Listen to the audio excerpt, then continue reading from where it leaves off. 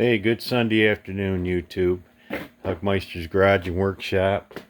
Kind of backloading this introduction on this video we did, but what we did is we made a little portable power station out of some stuff we had. So I lost my introduction, but all the clips after this one are what we did over there. So thanks for watching. Okay, I think this is going to work in here. These are kind of a neat, they're a little 10 amp charger.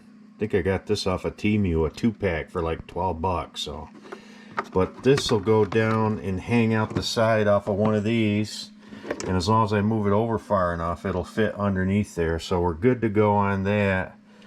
I'll just change these to a ring terminal and put it on our battery terminals. And I got enough room. I think I'm going to put a short piece of 3/4 plywood down in there, so it gives this some beef to mount on there, because these Victrons got a little heft to them. That's going to go right there. And that charger hasn't showed up yet, but I think we might be able to mount that in the middle of this, because there's a little void up top, depending how deep it is. Or we might not even put one on it. We might just, you know, use our other charger to charge it up. But we'll find out when it shows up. Okay, we went to the well again, and we had a piece of our 3/4 vinyl board left. Didn't even have to cut it. It was laying under the cabinet over there. So got to use that up. Put some 3/4 self-tapping screws into that. That way it's got some beef behind it holding this, because it's pretty good. It's got a little heft to it. These inverters from Victron got the transformers in them, so they're good at taking a short surge, better than just the pure electronics. But that should work. Actually, that gives us a little slop moving around in there.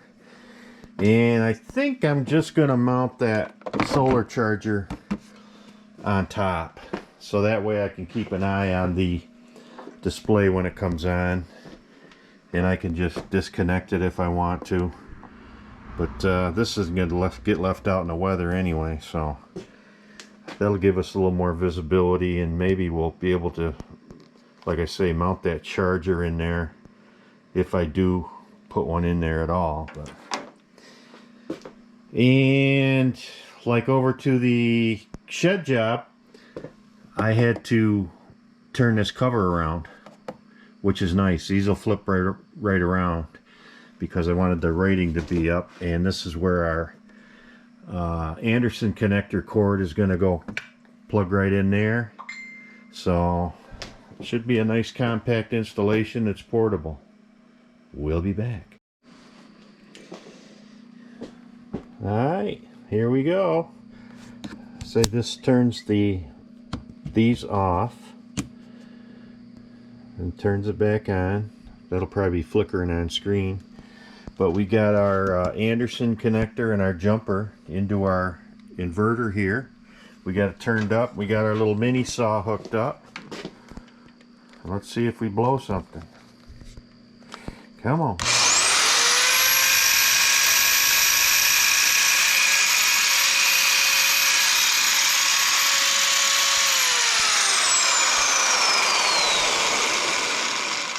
Nice. That says it draws, oh boy, that is 5.8 amps it draws. So that's pretty impressive. So let's see if we can get that solar trickle charger mounted. Okay, I think we got a winner. I went over to the barn and got one of them old 25-watt Harbor Freight panels that were over there, covered in bat crap, but it's a solar panel, good enough for a test. And I say we got our inverter done, got that neatened up, so we can unplug that if we need to. And we got our solar charger. I used some 2-inch 3M tape on that, the sticky stuff. Just wiped it off with alcohol. And I just threw a couple MC4 connectors on that old panel, and according to this, we're getting what are we getting? Yeah, we're getting 1 amp in there off that 25 watt panel. So if I just left this here, I'm sure it would top this right off. But these are nice boxes. I think I've got what, about $100 in the battery. I think these are like 70, and this inverter was like 118 bucks. Like I say, these were like 10 bucks on Temu, so I got a 2-pack of them, but they're a 10 amp charger. So there you go, YouTube. Little quick battery power inverter job. Have a good day.